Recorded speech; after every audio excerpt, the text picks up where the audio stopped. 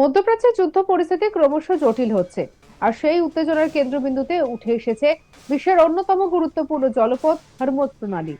কূটনীতি, সামরিক শক্তি আর অর্থনৈতিক চাপ, এই তিনের সংঘাতে এখন কার্যত বিস্ফোরক পরিস্থিতি তৈরি হয়েছে। আমেরিকার প্রেসিডেন্ট ডোনাল্ড ট্রাম্প জানিয়েছেন ইরানের নতুন নেতৃত্ব যুদ্ধবিরতির জন্য যোগাযোগ করেছে। তবে এই সম্ভাব্য কূটনৈতিক অগ্রগতির মাঝেই তিনি স্পষ্ট করে দিয়েছেন, কোনো ছাড় নয়, কোনো আপোষ নয়। তার শর্ত একটাই, কৌশলগতভাবে অত্যন্ত গুরুত্বপূর্ণ স্ট্রেট অফ হরমুজকে পুনরায় আন্তর্জাতিক নৌ পরিবহনের জন্য সম্পূর্ণভাবে খুলে দিতে হবে। ট্রুথ সোশ্যালে প্রকাশিত এক বিবৃতিতে ট্রাম্প সংশ্লিষ্ট ইরানি নেতার নাম উল্লেখ না করে ইঙ্গিত দিয়েছেন, এই নেতৃত্ব পূর্বসূরীদের তুলনায় কম উগ্র এবং বেশি কৌশলী। তবে তার বক্তব্যে স্পষ্ট যে এই যুদ্ধ কেবল সীমান্ত সংঘর্ষ নয়, এটি ক্ষমতা এবং নিয়ন্ত্রণের লড়াই। প্রেসিডেন্ট ট্রাম্প আরো বলেন, হরমুজ প্রণালী সম্পূর্ণ খোলা, মুক্ত এবং নিরাপদ না হলে আমরা কোনো প্রস্তাব বিবেচনা করব না। অর্থাৎ যুদ্ধবিরতির সম্ভাবনাও এখন সরাসরি জড়িয়ে রয়েছে সামুদ্রিক নিরাপত্তার সঙ্গে। আর এই জলপথই বর্তমানে বৈশ্বিক শক্তির সংঘর্ষের কেন্দ্র হয়ে উঠেছে। উল্লেখযোগ্যভাবে এই সংঘাত এখন পঞ্চম সপ্তাহে প্রবেশ করেছে। তবুও সামরিক অবস্থান থেকে এক চুলো সরে আসেনি ট্রাম্প, বরং তার বক্তব্য আরো আক্রমণাত্মক। তিনি সরাসরি হুঁশিয়ারি দিয়ে বলেন, আমরা ইরানকে সম্পূর্ণ ধ্বংস করে দেব, বা যেমন বলা হয়, তাদের প্রস্তর যুগে ফিরিয়ে দেব। বিশ্বের মোট তেল সরবরাহের 20%-এরও বেশি এই সরু জলপথ দিয়ে প্রবাহিত হয়। আর এই কারণে স্ট্রেট অফ হরমুজ কেবল আঞ্চলিক নয়, বৈশ্বিক অর্থনীতির জন্য অত্যন্ত গুরুত্বপূর্ণ। কিন্তু আমেরিকা এবং ইসরায়েলের যৌথ হামলার পর ইরান এই পথ দিয়ে নৌ চলাচলে বিধিনিষেধ আরোপ করায় পরিস্থিতি আরো জটিল হয়েছে।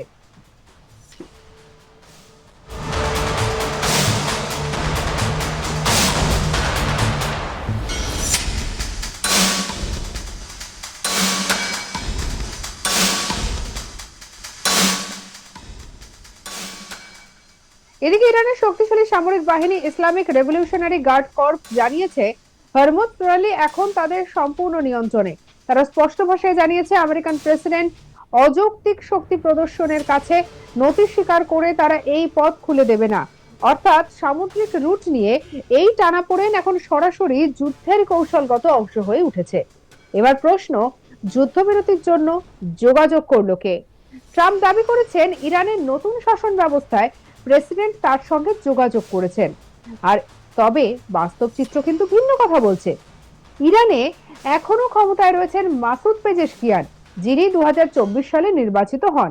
তিনি প্রকাশ্যে জানিয়েছেন, যুদ্ধ শেষ করার জন্য ইরানের যথেষ্ট ইচ্ছা শক্তি রয়েছে। তবে তেহরান সরাসরি কোনো আলোচনার কথা অস্বীকার করেছে। তাদের বক্তব্য, মধ্যস্থতাকারীদের মাধ্যমে সীমিত বার্তা আদান প্রদান হয়েছে, কিন্তু সরাসরি কোনো যোগাযোগই হয়নি। এই বক্তব্যে এই বক্তব্য ট্রাম্পের দাবিকে প্রশ্নের মুখে ফেলেছে এবং যুদ্ধক্ষেত্রের পাশাপাশি তথ্যযুদ্ধ যে তীব্র হচ্ছে সেটা স্পষ্ট করে দিচ্ছে। পরিস্থিতি আরো নাটকীয়ভাবে মোড় নেয় যখন ট্রাম্প জানান, প্রয়োজনে আমেরিকা স্পিচ হিট চালিয়ে দ্রুতই ইরান থেকে সরে আসতে পারে। তবে যুদ্ধ কবে শেষ হবে সেই বিষয়ে তিনি কোনো নির্দিষ্ট সময়সীমা দেননি। তার কথায়, সঠিক সময় বলতে পারছি না, তবে আমরা খুব দ্রুতই বেরিয়ে আসবো। এই মন্তব্য তার আগের দিনের বক্তব্যের সঙ্গে স্পষ্ট বিরোধ তৈরি করছে। মঙ্গলবার ট্রাম্প ইঙ্গিত দিয়েছিলেন, যুদ্ধক্ষেত্রের বাস্তব পরিস্থিতির সঙ্গে কূটনৈতিক আলোচনার তাল মিলানোর জন্য তিনি অপেক্ষা করবেন না।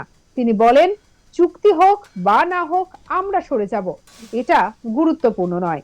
আর এই অবস্থান পরিবর্তন যুদ্ধের কৌশলগত দিক নিয়ে নতুন প্রশ্ন তুলেছে। বিশেষজ্ঞদের মতে এটি হতে পারে চাপ সৃষ্টির কৌশল, অন্যদিকে আক্রমণাত্মক অবস্থান, অন্যদিকে দ্রুত প্রত্যাহারের ইঙ্গিতে, যাতে প্রতিপক্ষ বিভ্রান্ত হয়। অন্যদিকে পেন্টাগন মধ্যপ্রাচ্যে তাদের সামরিক উপস্থিতি বাড়িয়ে চলেছে। অতিরিক্ত যুদ্ধজাহাজ, বিমান ও সেনা মোতায়েন করা হচ্ছে, যা স্পষ্ট করে দিচ্ছে যুদ্ধ থামার কোনো তাৎক্ষণিক লক্ষণ নেই। প্রেসিডেন্ট ট্রাম্প স্পষ্ট বার্তায় জানিয়েছেন যে আরো হামলা পরেই কেবল সেনা প্রত্যাহারের সিদ্ধান্ত নেওয়া হবে। তার বক্তব্য, আমি এখনো চাই সেখানে থাকা প্রতিটি জিনিস ধ্বংস করে দিতে। অর্থাৎ যুদ্ধের লক্ষ্য কেবল প্রতিরোধ নয়, সম্পূর্ণ ধ্বংস।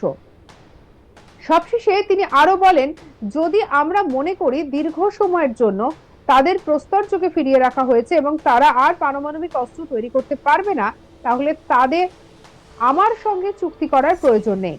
এই মন্তব্য থেকেই পরিষ্কার যে এই যুদ্ধ এখন আর শুধু ভূখণ্ড বা সামরিক আধিপত্যের নয়, এটি পরিণত হয়েছে একটি বৃহত্তর কৌশলগত সংঘর্ষে, যেখানে পারমাণবিক ক্ষমতা, জ্বালানি নিয়ন্ত্রণ এবং আন্তর্জাতিক প্রভাব সবকিছু একসঙ্গে জড়িয়ে গেছে।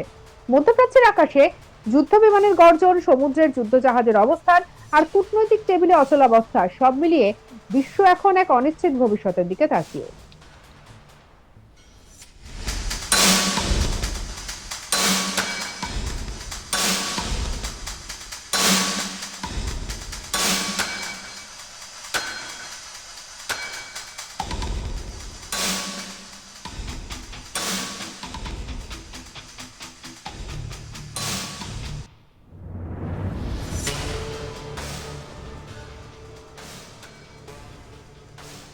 হোয়াইট হাউস সূত্রে জানা গিয়েছে, ট্রাম্প প্রশাসন এই সামরিক অভিযানের সময়সীমা খুব সচেতনভাবে নির্ধারণ করেছে। 2 থেকে 3 সপ্তাহের সময়সীমা ঘোষণার মাধ্যমেই একদিকে যেমন আমেরিকার সেনাবাহিনীর উপর চাপ তৈরি করা হচ্ছে দ্রুত ফলাফল আনার জন্য, অন্যদিকে ইরানকেও পরোক্ষভাবে সতর্ক করা হচ্ছে।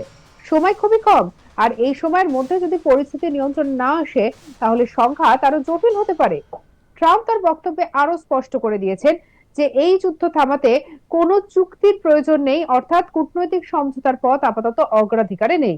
তার কথায় ইরানের কোনো ডিল করার প্রয়োজন নেই, তাদের কোনো চুক্তি করতে হবে না। এই মন্তব্য থেকে বোঝা যায় যে আমেরিকা এখন সম্পূর্ণভাবে সামরিক শক্তির উপর নির্ভর করে লক্ষ্য অর্জন করতে চাইছে। কি বলেছেন ট্রাম্প, শুনবো।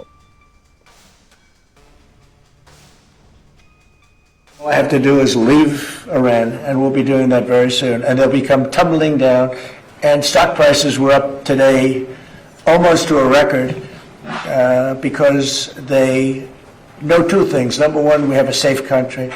We had to take a little detour because we had a madman named Khomeini who sadly is no longer with us.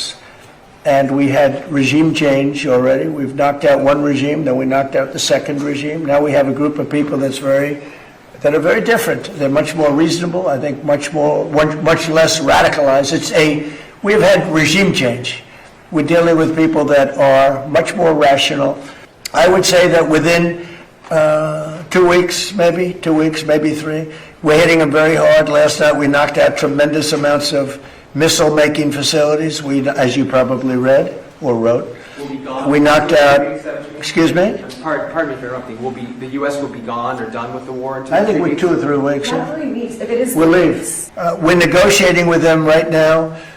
They've been, again, we have had regime change. Now, regime change was not one of the things I had as a goal. I had one goal. They will have no nuclear weapon.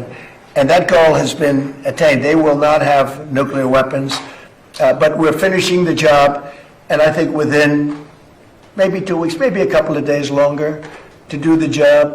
But we want to knock out every single thing they have. Now, it's possible that we'll make a deal before that, because we'll hit bridges, and we've hit some. We'll hit some bridges. We've got a couple of nice bridges in mind. সঙ্গে রাখুন আজ তাক বাংলাকে অন্যান্য খবরের জন্য subscribe করতে ভুলবেন না।